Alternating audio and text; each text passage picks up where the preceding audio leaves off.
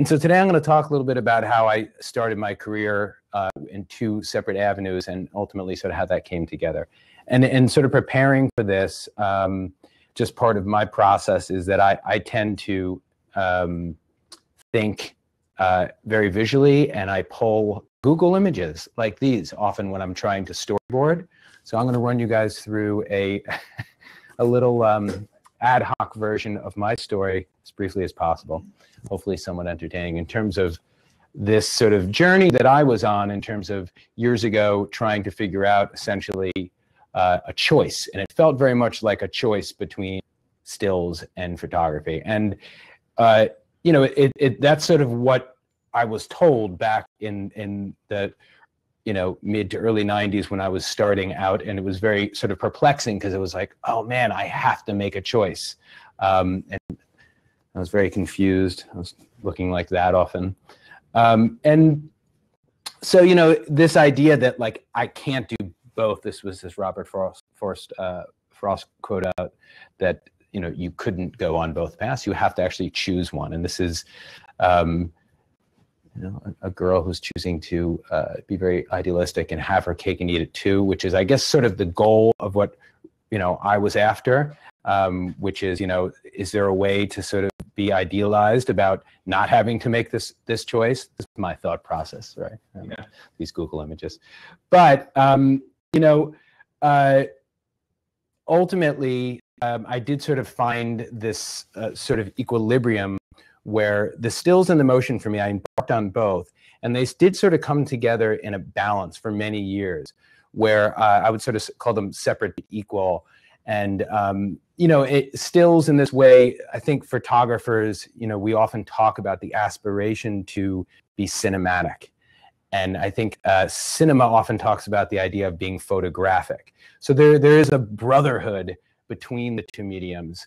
And I certainly felt that sort of sense often like, all right, how can I learn from, as a photographer, how can I explore the idea in cinema of being more story-oriented, right? Because the idea when you're taking a successful photo, ideally it's telling a story, right?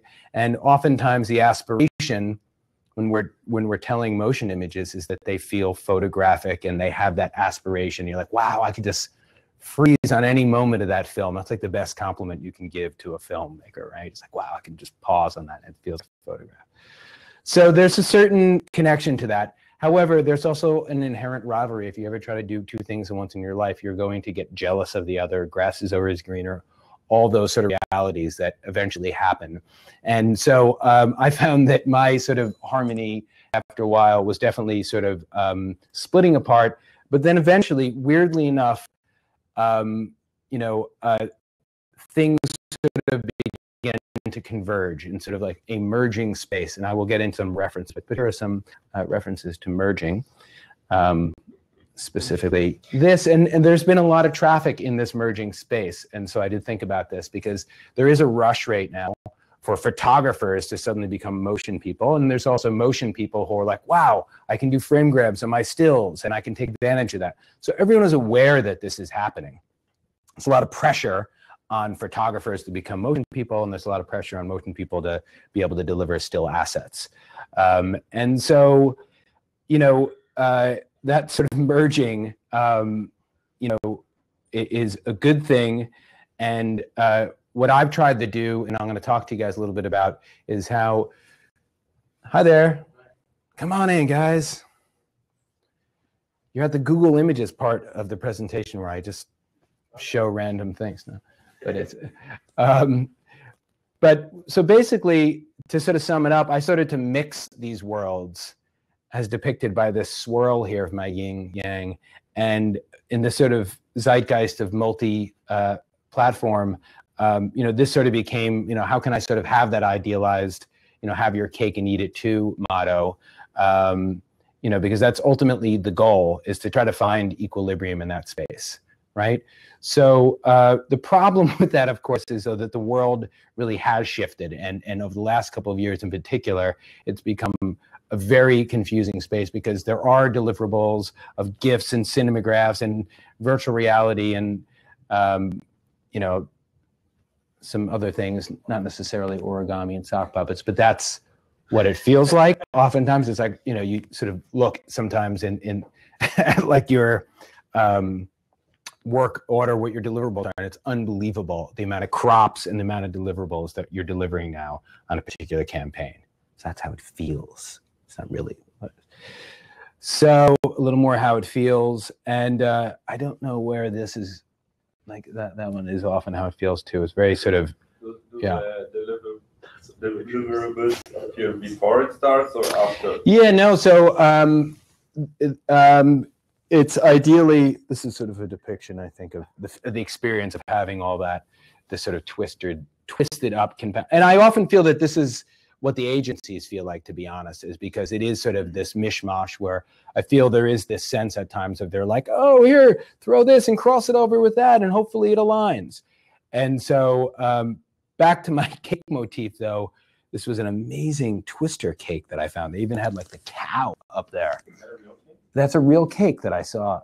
But I thought it was useful because at the end of the day, you know, what I'm going to talk about, you know, here today is, as I have gone through, trying to sort of keep a cool head about it and say, I had a vision, whether I was a photographer or as a motion person, and ideally you can assert yourself so that it permeates through all of those deliverables, whether that comes in the middle of it. And so this cake was just great because it says, it's a yin yang capable of fighting, and Lorna and Bruchet, I don't know. It's the beauty of being able to grab random stuff, dragons and whatnot. Anyway, but the point is that no, you don't always get those deliverables when they should. Invariably, it looks, you know, inside you feel like you're in a twister, or you know, the specs can change and so on.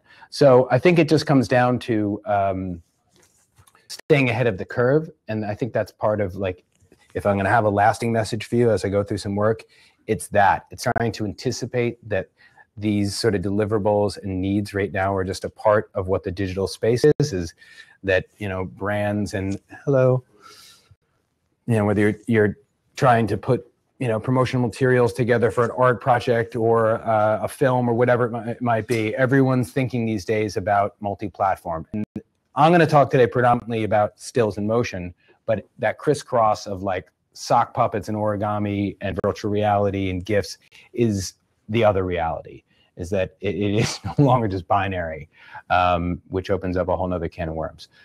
Nevertheless, let's just talk about sort of the two, and I'll give you guys a little history about my own experience with the two mediums. I started off shooting as a still photographer in the mid, like, 97 era here, shooting predominantly rock and roll stuff and music. I had family and friends who were in the music world in that way, and I started documenting the music scene in New York and shooting editorial magazines and such for in that space. But a lot of this work is sort of, you know, docu-sensibility. You're photojournalistically reacting to the space from the hip, fly on the wall, all those sort of terms you hear where you're reacting to the room as opposed to sort of controlling the room. But I think it was for me an important journey to go through where, you know, I had to sort of observe, and, you know, you get your chops down in terms of your craft of just figuring out your own bedside manner and how you want to interact and influence a space. So, you know, that invariably, and this is just a bunch of work that I've shot over the years, and from animals to people who act like animals. And the rock and roll thing was a good thing to shoot because, you know, dealing with difficult personalities and knowing, you know, your own sensibility of when to interact and when to let something happen. And in photography and in directing, it's sort of in many ways what it's all about. It's like, how much am I going to assert myself into this moment, or how much am I going to let this sort of potential chaotic, beautiful thing happen? And so shooting like docu-photography for me early on was a great primer for trying to figure that out. You know, do I shoot that off moment, even though the makeup artist steps in? Is that still a photo I wanted? Like, you know, an image like this, like early on, I was like, oh, actually, that could be cool if I keep shooting in those off moments. So, you know, for years, I was trying to sort of figure out what that sort of style and vibe was that I was, as a still photographer, trying to achieve. And it was primarily a lot of music portraiture. And through that, I started to get opportunities to shoot more portraiture, but in that docu sensibility, that reportage sensibility, where I started to control the light more, and I started to, you know, put people in certain positions. But in, you know, a lot of that had to do with my interest in spontaneity and that sort of docu thing that I was interested in. There's a couple more images of, and so ultimately, I started to get work in that space, in the sort of reportage space in advertising. And so, you know, the challenge there is to, can you make something repeatable? And, you know, do you know how to get the result that you got, right? And so that's a big part of what advertising is. This is a mix of magazine work, but a lot of this work was album packaging work, which is, you know, advertising, because you're working with a fixed budget and you have a set of deliverables and so on. So I'm just going to jam through a little of this to get to some of the ad work, because the advertising work, you know, the stakes are higher when you have a bigger budget, of course. And this is just some examples of kids that I've worked with and whatnot. But I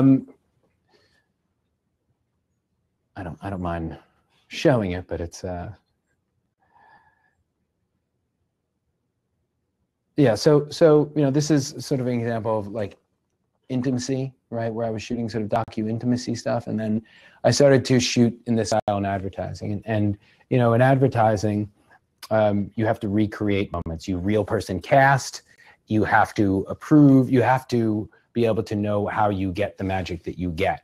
And so that's a great challenge to sort of say to someone, hey, you know, like, that was cool, you got that, but can you repeat it? And can you still make it look spontaneous and real and authentic? And so, you know, shooting in advertising was a good challenge for that, because I had to figure out what my process was. You know, really have to start to break down like what you're good at, what you're not good at, you know, surround yourself with the people who are good at, if you're not comfortable with strobe lighting or whatever it might be. But I was very interested in this idea of spontaneity and chaos in work. And so that's most of what I've spent my time doing as a still photographer, is trying to create scenarios and then let them unravel and sort of explore where that, you know, process yields good results. And so, you know, with liquor brands, it sort of has lent itself to that. But I've also taken assignments as well where I'm shooting landscape work as well as, you know, portrait work, which, you know, requires, you know, working really quickly and with small units. I know you guys are talking about small unit lights, knowing how to do that. Which, you know, now to talk a little bit about the other sort of branch of my life, which was documentary film. At the same time that I was doing that documentary, which is called The Excellent Theophilus, and I was documenting a blues singer named Theophilus Coburn, who was a homeless man that I met in Union Square Park. And Theo was just an absolute ball of energy, and I ended up getting to know his family quite well. He went down to a family reunion, and I followed him down there. And it was sort of my motion example of an assignment where I was reacting to something as opposed to trying to control it, for lack of a better word, but, you know, more sort of documenting this individual who had a very big personality. I'll show you guys just a moment of this. This is just like a little, let me see if I can bring my... How long is the film? The film was 72 minutes.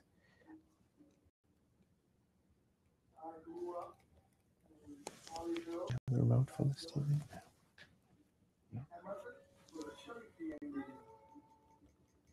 And my father was an African American. He was a saltwater beach. Tell him I know the film since you saw me. 30 years. Yeah. He still knows me. Bob came home when he came, and he went over there, and he burned that house down. The old house.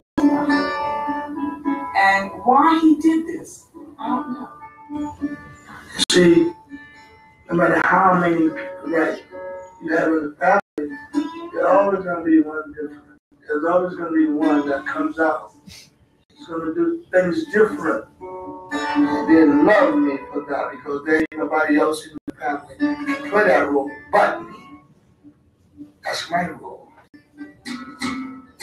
I got $700, baby. Now don't you mess with me. Once Theo hit the stage. Right?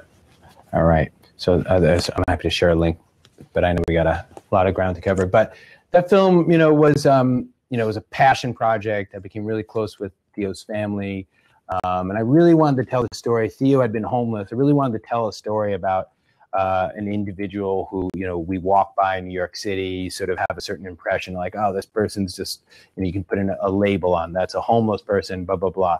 And so I wanted to, really drill down into someone's life and explore the complexities of how they got there and who they were and so on. And so I ended up taking the film around and screening in shelters for a while in New York. Theo died right at the end of my filmmaking process, and so the end of the film sort of is about that to a certain extent.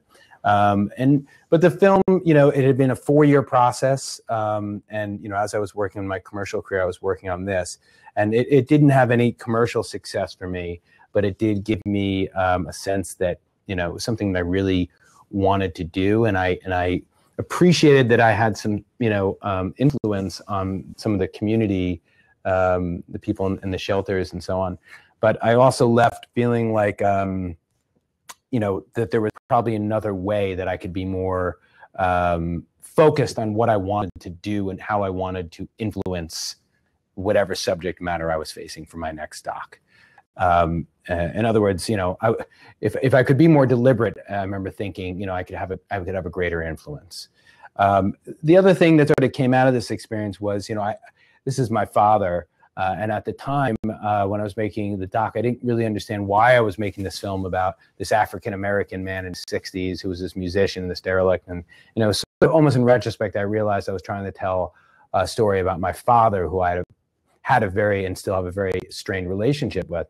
So, the other thing, and this is my father, who's a very wacky guy who has substance abuse issues and a lot of some of the same issues that Theo had, but I was more comfortable focusing on Theo than I was on my own father. It's almost like the cliche you often hear about the way artists pursue work just slightly tangential to their lives. Like, I can't quite look at my own stuff, but I can look at, I still work on your stuff, but you do it slightly off kilter. That had an influence again in terms of thinking all right, I want to go into any process that I'm doing as a photographer or a director, potentially as I grow up, knowing a little more why I'm connected to something, because I'll probably have a greater likelihood of influencing both, my result and the result it can have, out in the world. So, I continued on in my commercial photography life, shooting athletes. Sort of I transitioned out of music at a certain point because music was really sort of in trouble in terms of the industry and whatnot. And so for this sort of sports genre led me to working with an athlete named Tracy McGrady, who used to play in Houston, T-Mac. He's a great basketball player. And I ended up finding out he had an interest in human rights. He found out about my film that I had done, and I sort of told him about it. And so that film opened up an opportunity to go with Theo to Darfur and tell a story that I wanted to tell. And I was like, all right, this time I really want to go and I want to bring my whatever I learned from telling Theophilus, and this one I have to have a more positive impact on in terms of the follow through of a documentary. So I'm not going to play a clip from this, but I'm happy to share a link to you guys. But we did end up having a really powerful, positive follow through. I worked with an NGO called the Enough Project. This is a guy named Don Prendergast, and he started a sister school program that our film galvanized, where we got NBA athletes to connect their high schools to refugee camps in Chad and Sudan. And so hundreds of thousands of dollars were raised, benefiting some of those issues. Unfortunately, that region, is still, that problem didn't go anywhere. And in many ways, it's gotten worse. So, that's unfortunately the reality sometimes of, still doing your best, but, it's only so far you can move the needle sometimes on certain topics. So weirdly enough, though, right out of this project, I ended up getting a call to do sort of probably the most polar opposite of working human rights project, was documenting the Oscars. But I ended up getting the job because a producer I knew I had been this sort of one-man band character, and that I could be sort of dropped in with a still camera and a motion camera. And the nature of this is back to my habit of pulling weird images on Google Images, but this is often what it feels like, right? But being able to sort of be a one-man band, was and is useful. It's definitely not what we want to be doing as photographers and filmmakers, but it sometimes is essential, because like when I was in Sudan, there was I couldn't bring a team with me, and I didn't have someone to back up and so on. And so sometimes you have to know how to be able to do all the things on set. And likewise, in this situation with Hugh and with the Oscars, there was a lot of secrecy about all the numbers that everyone was performing. So I ended up getting an assistant to be able to come, but he had to stay 2 hallways down. I could bring him cards on the 5th day they allowed that, But this was one of the first projects where I got hired as the director, but I was seeing a lot more sort of still photography opportunities in it. And I guess this is almost like a sort of a macro note / looking back on my work, I realized I was doing this all the time. Anytime I had a job as a photographer, I was looking for motion opportunities. Anytime I had a motion job, I was looking for stuff. And maybe I just like being distracted. I don't think so. I think it was I always could see on any given campaign that there's an opportunity at certain moments for both.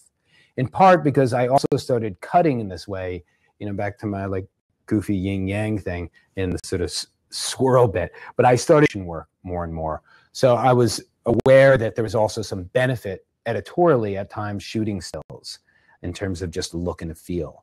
But it sort of opens up this whole other, and I'll get to it in a little bit here, but it sometimes can be quite confusing to make that decision. Is this moment an opportunity to shoot a still, or should I focus, if I'm a one-man band, on shooting the motion here?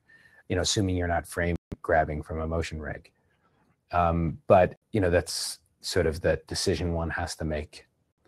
But this was a fun opportunity to shoot, docu-style. I had done a lot of this with sports and with music, but to do it, with a different genre and sort of apply some of those same ideas. Again, there's the motion component to this. We'll post and you guys can check it out. But I think for the purpose of this room, I'm just going to try to jam through some of this stuff. But there was a 2-minute viral video that was released from the Oscars prior to it as a way of getting people excited for the big night. That was the sort of the end product deliverable. They got a lot of stills out of it though as well. So that project. And I wanted to mention one thing that, at the top, and Jamal was saying oh, Josh did this, that, and the other thing. I mean, I think what's interesting and, to reflect on is how happenstance everything is for all of our careers. I mean, and I could say that's part of what I'm presenting to you guys tonight is sort of the happenstances, how one thing begets the other and so on. And yeah, there's sort of some organization that I'm presenting this to you guys tonight, but really you don't realize that at the time. You just feel like it's going oh, you get this and that, but everything is exponential. And so, I started off doing this, you know, I'm fortunate that all of a sudden there is this merging and multi-platform thing happening. But, you know, the work that we all do now does end exponentially, you know, leading to something. I've never had a project that I've done, like I'm sure you guys haven't, that doesn't lead to something, whether it's a realization or relationship or a next gig. So the Oscars led to an opportunity with Hugh to travel with an NGO he was working with in Ethiopia called World Vision. And we ended up making a documentary called Dikali's Dream that was ended up being a 6-year process where Hugh, through traveling through Ethiopia, realized he wanted to get involved with fair trade coffee. But the process took many, many years of filming until he realized that that's what he wanted to do. The doc is, in some ways, sort of the backstory of how and why he started the coffee company. And these are frame grabs. These are actually not stills. On this project, I did very, very little still photography on, in part because I had to make a decision that I didn't want to dilute or take away from the motion assignment that I had. And oftentimes I was in a situation where I was like, I'm not going to risk trying to capture both assets right now. And yeah, please. With the Oscars, were you given like a time that the film should be? Oh yeah, so the question was for the Oscars, was I given a time, like a timeline and also length? Yeah, I knew that the edit itself had to be 2 to 3 minutes, you know, which is sort of like the sweet spot. And so I was shooting and delivering footage to a production company that was in LA, and they were sort of cutting on the fly. And we knew we needed to release it the day before the Oscars happened. So the finished product was what? It was 2 to 3 minutes. And you know, it's like somebody else 2:30. edited it? Yeah, I was hired by a production company called Mob Scene, who does a lot of EPK work for films, and but I always sort of co-edit and cut those things. Ideally, I'm working with a good editor who's, you know, going to do stuff better, but at times I'll at least try to create some selects for them where I say, hey, I think this is the stuff you should consider. So you had a lot of footage before that you... I had a ton of footage, and I tried to go through and make like a really fat edit. If nothing more, sometimes it's just like a guiding line for the editor to be like, oh, cool, that's where that stuff happens. Like 10 minutes or something? Probably closer to 15 to 20. Sometimes it's even 20 or 30 because it's just I'm slugging in like rough selects, as we say, you know. And then, you know, a good editor who's like a promo editor can go and sort of fillet that down very quickly if you spoon feed them that. So they don't have to go look through all those selects. So moving through this project, and I'll just sort of jam through it because, but I'll mention one thing about it that I think, you know, just from a brand perspective, it was a challenge because, you know, in the NGO space, the film started off as a NGO film, a film about Hugh's work, which, and I ended up traveling back and forth to Ethiopia a couple of times, in part because I was updating the farmer whose name was Dikali. I was updating his story, but then I ended up sort of updating he and his family on what was happening with Hugh, and learning about that Hugh had started this coffee company, and they ended up writing to each other, and Hugh named the coffee after him, and you know, there's some beautiful moments there that we captured, some of which we sort of staged, and you know, a combination of like docu shooting, but also like a little bit of recreating in that capacity.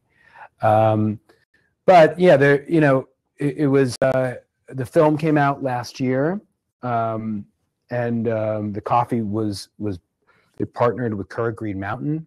It's been you know, like a really some amazing, in contrast to my other docs that I felt really gratified about. You know, obviously there's a celebrity on this in social entrepreneurship and market-based solutions. Like these are now buzzwords that people are talking about actively, not just like far left, you know, fringe lefty stuff. There's an awareness now that, you know, there's a real you know, sort of viable footing in the branding space for you know, consumer is king. You know, consumers care more and more about where their products are coming from. So the film had a really fun pop to it. You know, we got some guys like that to tweet about it, and we had a campaign where we were hashtagging and asking people to post their pictures of their trade coffee, because the film was intended and is intended to start the conversation and get people interested in the idea of market-based solutions and what fair trade is, and ask questions about it. And we are now continuing that process on the university level and screening the film to fair trade communities and you know, sort of continuing that conversation. But look, because it was you, we did get a lot of press because of that, and which was great. I was happy to leverage that, and also, you know, just part of the process of a film that could have a ongoing, like an ongoing footing into zeitgeist, right? Whereas some of my other docs that I had done had really positive messages, but you know, there was a sense that, you know, like with Darfur, sadly, or, you know, even with homelessness, it's like, you know, once those things are out of the news cycle, you know, that's the danger of those sort of stories is this work in market-based solutions is you're addressing issues like global poverty, but you're giving people an opportunity in their everyday lives to consider how they can make certain purchases and stay connected. So there's an actual ask in this case, and I realized that was a really important thing, to have a reasonable ask for people if you're actually going to have an impact.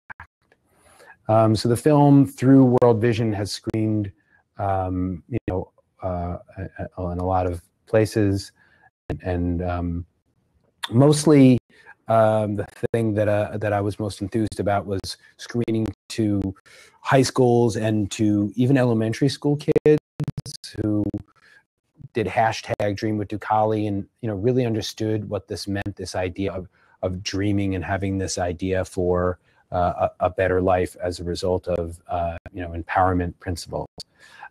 So a couple more images that relate to that and some of the work we've done with fair trade campaigns who we still screen with. So in the spirit of this like exponential snowball that happens in life and relationships, I ended up doing some work with Baz Luhrmann, who I met at the Oscars in '09, in a similar vein that I did on the Oscars, where I was shooting stills in motion.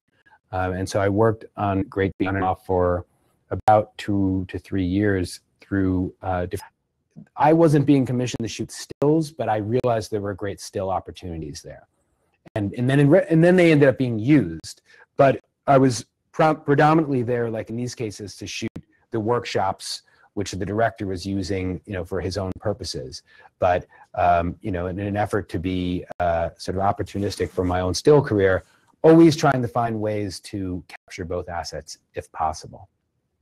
What equipment are you using? Predominantly Canon, you know, almost all Canon. Canon Mark II, 3s, C300s and whatnot.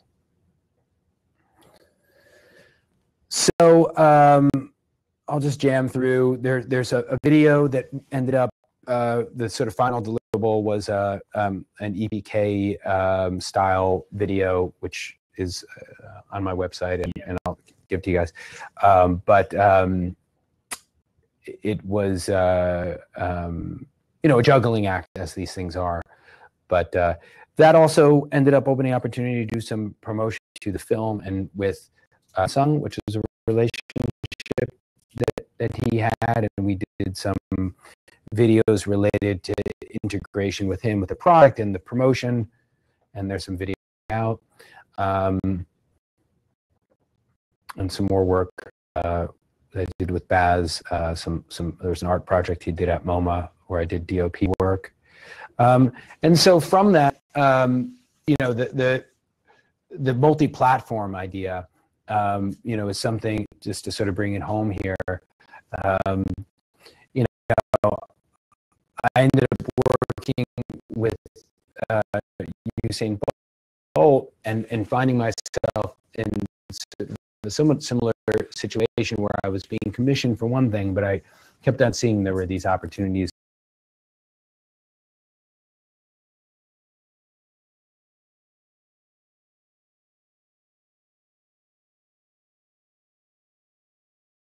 to do other things. And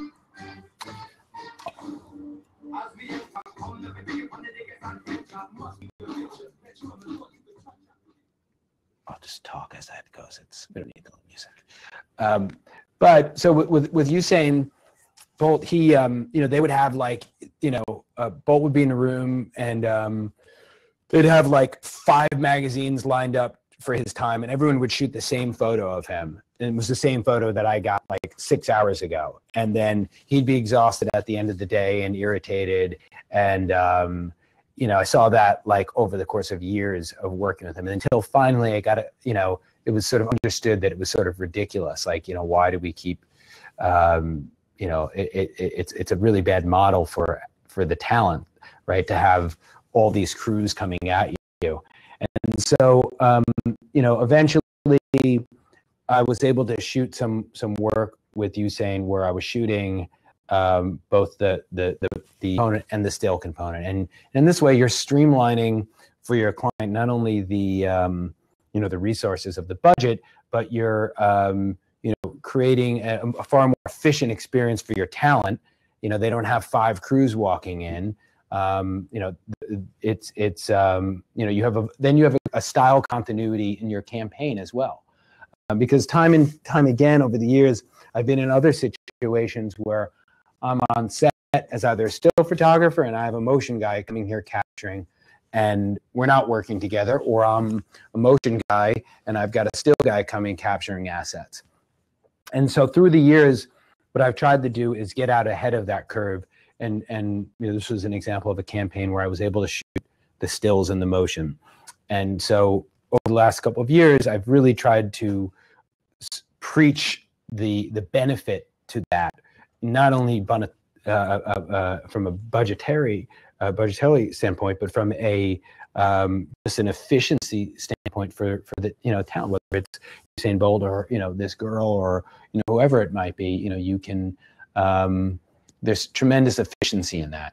But currently, that's I think there's an awareness that there's a benefit to that. But the ad agencies are still often set up where you have the art buyers then over there, and you have the producers over there, and these worlds are not as merged as I want them to be, or I think of them as.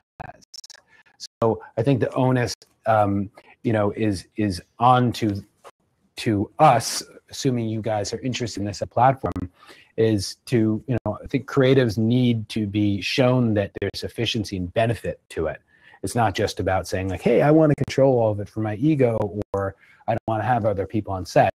There's a benefit to the synchronicity of a look, a style that you'll get when you are, connected through both assets. You said earlier that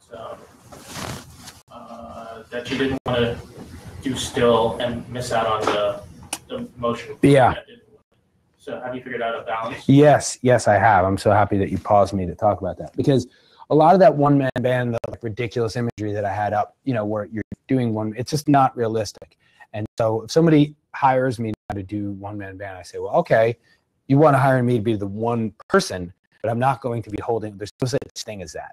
So I was like, it's cartoony, it's nonsense. And it's like, I'll do it in literally, in Darfur, and it's for the benefit of something like that. But I'm not going to do it on a job that, requires and could require manpower.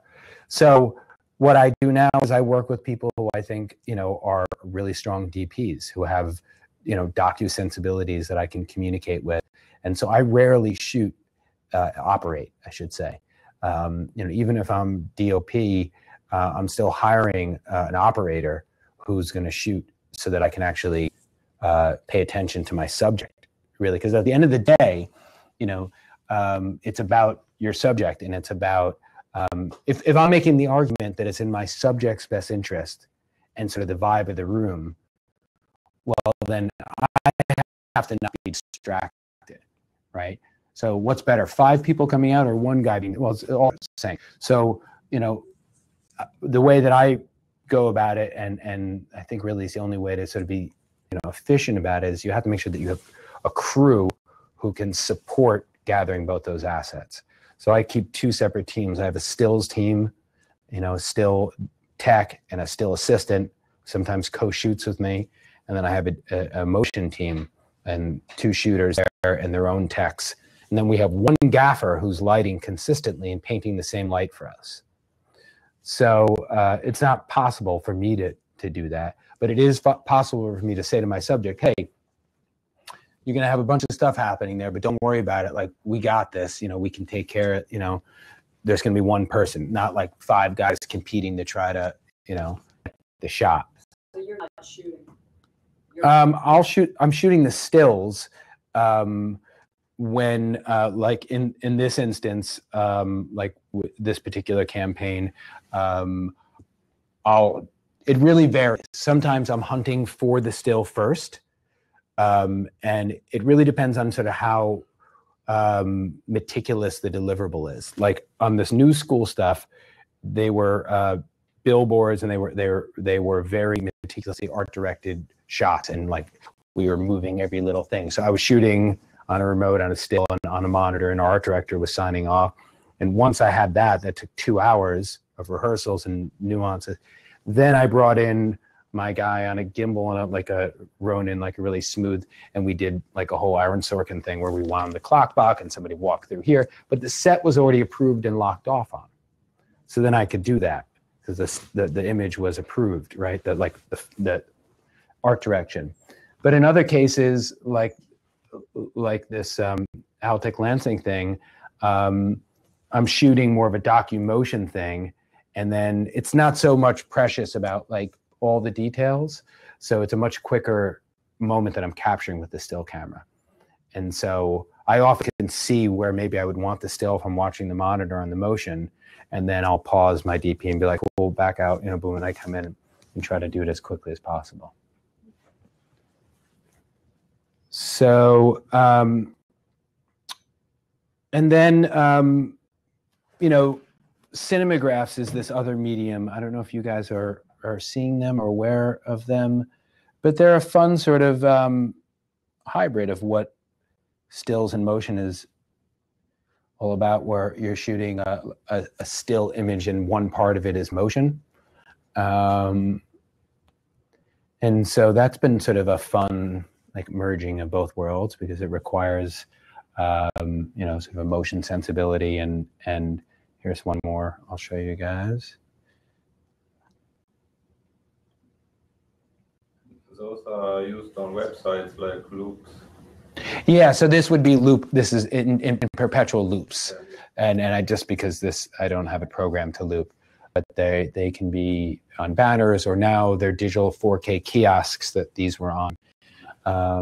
But yeah, they're GIF files. Yeah. So yeah, so you know, sort of in conclusion here, you know, there are a lot of deliverables, and you know, it can be overwhelming, but you know, it definitely can feel like a game twister at times.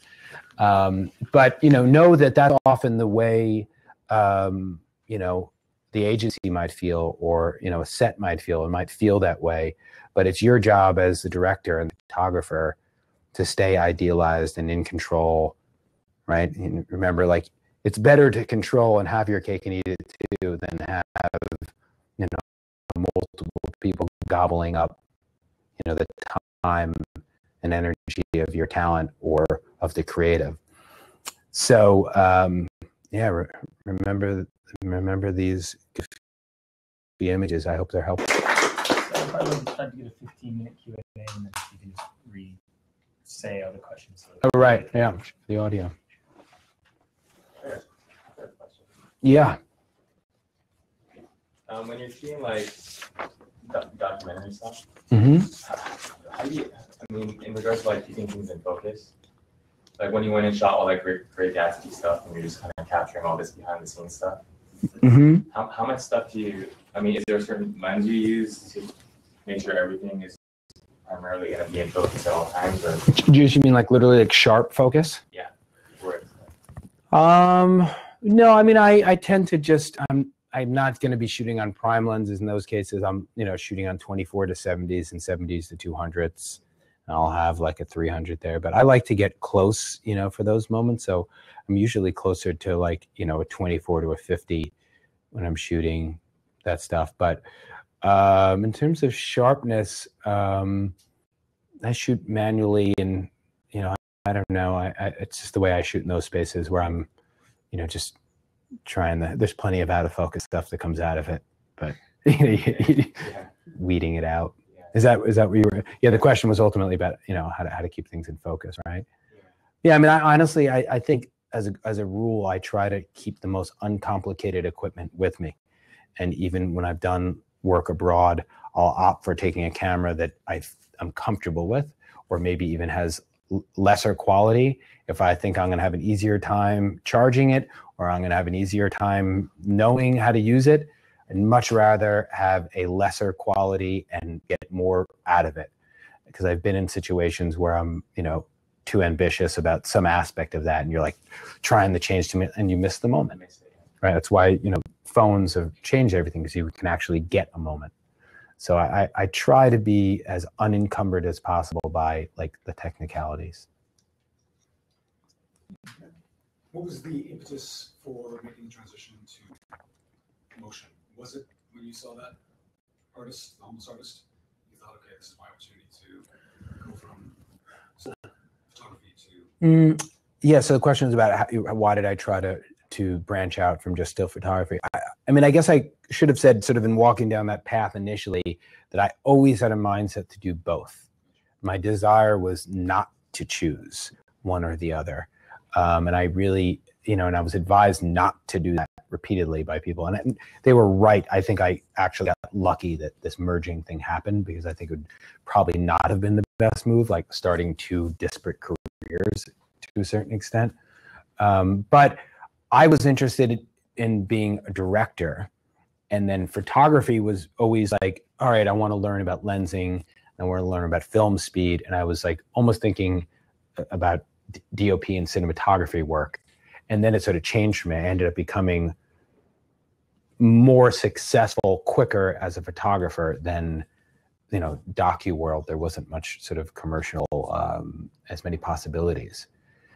And so I sort of I've always enjoyed photography, but then when I really started shooting it professionally, I started to really love it. And I, was like happy to just say I'm a photographer. And I think I could have, if this was the 80s or whatever it was, I probably wouldn't, I don't even know if I would have become a filmmaker, to tell you the truth. I've never thought about it, but it's like, it just so happened that the digital age happened under my watch, where like Tower Records literally closed, and I had like albums in there. I was like, no. And then like, all these record companies closed and magazines closed, and it was like, oh, and then people wanted motion. I was like, wow, that's weird. People want documentary filmmakers. This is bizarre. So it's quite sort of happenstance, to be honest. I wish I could say I planned it in some sort of like, yes, I knew the digital age was coming. Not at all. What's the advice for beginners? Like, you're down the funnel now, started with your projects. I have some work to show, but not big. But when I like to go like shooting stills for background in cinema, like movie sets, how will I approach it? So you're a photographer, and you're thinking about how you get involved with motion as well? Yeah. I mean, I think the question is like, what does the other bring to, like, how does shooting motion support your still work, and vice versa? Because it can't just be redundant. And I think that that's oftentimes what has happened, like the last like 7 years or so. There was a lot of like BTS, behind the scenes stuff. And it was just like, oh, cool, behind the scenes of a photo shoot, which no one cares about anymore. And so I think the challenge now for, everyone in the space, yourself included, if you're like trying to think about, is like, I'm going to shoot motion on something that I'm framing up from still component. How is my motion endeavor going to advance, not just be a redundancy of it or dilute it? So I think that that's, you know, thinking about what cinema is, that it's, you know, you have the advantage of music and audio, and that you have the possibility for storytelling, you know. So I think it's like challenging yourself on little assignments, like every assignment you have. Like I think there is that possibility on every still photo, but I don't think it's behind the scenes. I think that's the thing that we all, you know, sort of fell back on because that was just the easiest, the last, you know. Have you used the mirrorless cameras for film, or do you have any interest in that? In sort of towards what end? You mean in terms of? Well, I guess partly because I like to work at night a lot. Yeah. The higher ISOs, and a lot of people are saying, "Oh, how wonderful the Sony is."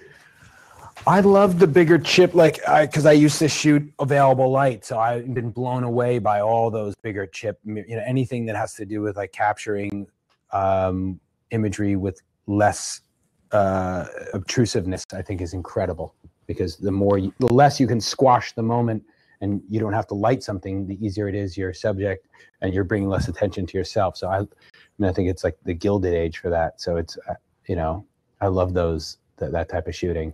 I guess so you're happy with the Canon, and you don't feel that you need to. I don't. Oh, I mean, for me, I shoot on like, you know, I shoot on the Mark III and stuff for stills, and then when it comes to motion, we're mostly shooting on like the Epic Red Dragon these days. That's what like, most of the DPs I work with, or the FS7, the Sony systems. But I don't. To me, it doesn't matter that much what we're shooting on. It matters is what I'm shooting on applicable for my subject and the surroundings. So if I were shooting a night thing, then I needed light, then yes. But if I thought that would bring too much attention, or it wasn't the right tool for the right moment, you know, so I try not to get boxed into thinking like that there's one thing that's right for one. Like when you went to Dark World, what movie camera? I had a P2 camera, you know, the HVX 170, because it was super lightweight. You could buy these big bricks, so I could charge. I would have like 8 bricks. I'd have like, you know, 32 gig cards, you know, as a P2. So, you know, when I was in Sudan, like, you know, we had generators. It was a nightmare, you know, and so like backing up. So I, you know, thinking about, you know, those issues, like making sure that my equipment is suitable for what my circumstances will be. And, you know, if I have personnel that can support that, then great, let's get a Dragon, and you can have an AC and a digital tech who can do that. Yeah. So, yeah. Questions? Oh, yes, right. He kind of already answered it, but I think it was, what do you prefer more, motion or stills? I feel like kind of already answered that. Yeah, I mean, I think, you know, that I don't try to think that it can, you know, be this or that. I'm definitely at this and that sort of moment in time. And I think every subject in every campaign, or every, you know, there's a possibility for both. But I'm, you know, interested in exploring, you know, and pushing always how, if you're going to shoot both, there has to be a reason for doing that. You know, it can't just be to have redundancy. So I like the challenge of shooting both mediums, I would say equally, but I enjoy, you know, pushing and saying like, well, what's the purpose of shooting both? You know, how can I bring more to the process in that way? And is that, I guess, kind of the final question, 2-part. First is, are most of your projects now kind of multi-platform, or are you always approaching it that way? Yes, I would say that 90% of what I'm shooting is multi-platform. And even when I'm not hired as multi-platform, there's always multi-platform happening around me. So sometimes I am the hired gun motion guy and a still photographer, you know, and vice versa. But I try to get out ahead of that and really advocate to, you know, agency or whatever it might be, that there's a benefit to, you know, I've said of late, actually, even it's like, fine, even if we're going to get thrown in and you're not going to hire me for both, I want to meet that guy 2 days before, so that we're not all like fighting on set for, you know, you have to feel like there's a united front. Ideally, you are in control of that as the photographer and director. So, you know, I think that's what yields the best results. Cool. And then probably a final question would be, for you, what are some of the upcoming new areas do you see? So obviously you just launched this Squarespace thing, which was really huge. That was all over Union Square and the the kiosk, and all that kind of stuff. And I'm seeing more of that stuff myself. It's cool, cinematographs are everywhere. Yeah. Is that like a big thing that's kind of happening right now for you and or generally? Yeah, you know, I think the cinematographs. The Cinematograph conference for the first time, I think 2 days ago. Yeah. At the Time Warner Center. Yeah. So that, you know, medium I think is hopefully going to be around for a while. It's pretty cool. I think that we're going to see, you know, more and more virtual reality push into that space. It's already happening. You know, I think there's going to be, you know, more and more demands on storytelling though. And so I guess that's part of what, when I talk about like, what's the purpose of sort of saying I want to be in charge of both assets, is that ideally you're involved, whether you're telling a film or whether you're telling, you know, a brand story or an art project, like you want to be the person who's telling that vision. And there's a great benefit to that, whether you're telling a multifaceted and it has VR and it has the other thing. You know, I'm all for collaboration. I think that that's key. But, you know, I'm interested in seeing how storytelling can continue through whether it is virtual reality or cinemagraphs, and literally like how do you build more story into them. So I'm working on a music video right now that has cinemagraphs, but I'm using them as a story component. So I try to not be too freaked out by the fact that there are all these changes, and try to like say, all right, you know, there's opportunity in that. And, you know, first and foremost, things have to look good, and they also have to tell a story. Cool. So look good, the story. Yeah, definitely can agree. Yeah. So thank you so much for doing this. This was super insightful to just see how you kind of came up and your way of even telling your own story. I think is interesting how you just throw random little images and all that kind of stuff in there. So yeah, everybody online, you'll be able to watch this again once we post it. And for everybody in the audience, thank you guys for coming out. It was super awesome, and you guys stick around to. Thank you for having me. Thank you guys for coming out.